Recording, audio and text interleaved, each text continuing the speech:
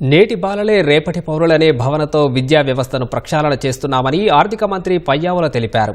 విద్యకు సముచిత ప్రాధాన్యతనిస్తూ పాఠశాల విద్యకు 31,805 కోట్లు, ఉన్నత విద్యాశాఖకు 2,506 కోట్లు కేటాయిస్తున్నట్లు ప్రకటించారు.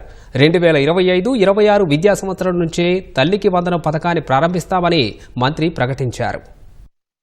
రేపటి పౌరులనే భావనతో విద్యా వ్యవస్థను ప్రక్షాళన చేయడం మొదలుపెట్టారు. రిజల్ట్ ఓరియంటెడ్ ఎడ్యుకేషన్ పై దృష్టి సారించి ఆర్టిఫిషియల్ ఇంటెలిజెన్స్ వంటి టెక్నాలజీ విషయాలను ప్రధాన పాఠ్యాంశాలుగా తీసుకురావడానికి ఆయన చేసిన ప్రయత్నాలతో మన పిల్లలు ప్రపంచ స్థాయిలో పోటీపడి రాణించడానికి సిద్ధమవుతున్నారు.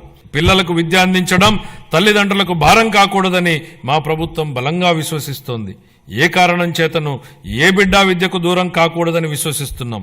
ప్రతి తల్లి తన పిల్లలను పాఠశాలకు పంపేలా ప్రోత్సహించే లక్ష్యంతో మరో సూపర్ 6 హామీని అమలు పరిచే దిశగా తల్లికి వందనం పథకాన్ని ప్రారంభిస్తున్నాం. 25-26 విద్యా సంవత్సరం నుంచి ఈ పథకం కింద 15,000 రూపాయల ఆర్థిక సహాయాన్ని అందించుతున్నాం. చదువుకునే ప్రతి విద్యార్థి తల్లికి ఈ పథకాన్ని అందించడానికి కేటాయింపులు జరుపుతున్నాం. ఈ పథకం ప్రభుత్వ మరియు ప్రైవేటు పాఠశాలలో 1 నుండి 12వ తరగతి వరకు చదువుతున్న పిల్లలకు వర్తిస్తుంది. అదేవిధంగా సర్వేపల్లి రాధాకృష్ణ విద్యామిత్ర పథకం ద్వారా 35.69 లక్షల మంది విద్యార్థులకు ఉచితంగా పుస్తకాలు, యూనిఫామ్లు, డొక్కా సీతమ్మ మధ్యాహ్న బడి భోజనం పథకం ద్వారా విద్యార్థులకు పౌష్టికాహారాన్ని అందిస్తున్నాం. ఉపాధ్యాయులకు స్నేహపూర్వక వాతావరణంలో కూడిన విద్యా వ్యవస్థ కోసం గౌరవనీయ మానవ వనరుల అభివృద్ధి శాఖ మంత్రి నారా లోకేష్ గారి చొరవతో మా ప్రభుత్వం అన్ని ప్రభుత్వ పాఠశాలలకు ఉచిత విద్యుత్తును అందించాలని నిర్ణయించిందని గౌరవ సభకు ఎంతో సంతోషంగా ప్రకటిస్తున్నాను. ఇది స్థానిక సంస్థలపై ఆర్థిక భారాన్ని తగ్గించడమే కాక ఉపాధ్యాయులు మరియు విద్యార్థులకు ఒత్తిడి లేని వాతావరణాన్ని కల్పిస్తుంది. 25-26 ఆర్థిక సంవత్సరానికి పాఠశాల విద్యాశాఖకు 31,805 వేల కోట్ల రూపాయలను కేటాయింపును ప్రతిపాదిస్తున్నాను.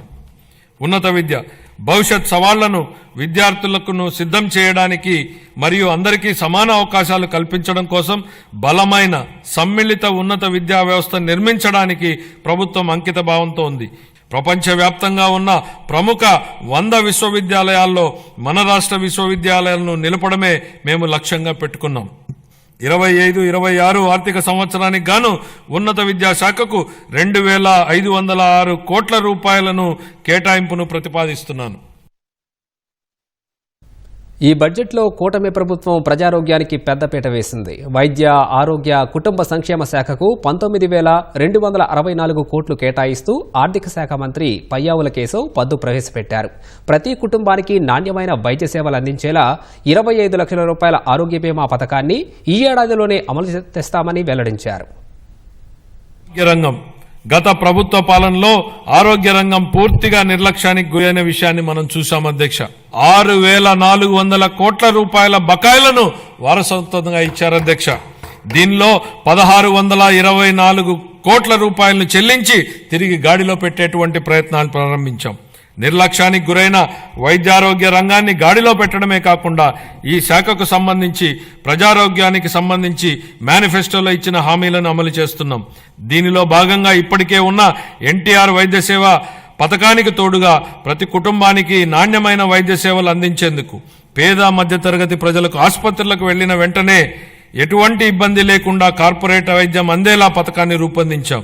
దీనిలో భాగంగా ప్రతి కుటుంబానికి 25 లక్షల రూపాయల ఆరోగ్య బీమా పథకాన్ని అందుబాటులోకి తీసుకొచ్చేందుకు మా ప్రభుత్వం ప్రణాళికలు చేపట్టింది. ఈ ఏడాదిలోనే ఈ పథకాన్ని అమల్లోకి తేనున్నాం. దీంతో పాటు ఆసుపత్రుల్లో మందుల సరఫరా, మెరుగైన వైద్య సేవలు, పారిశుద్ధ్యం వంటివి ఇప్పటికే చేపడుతున్నాం అధ్యక్ష.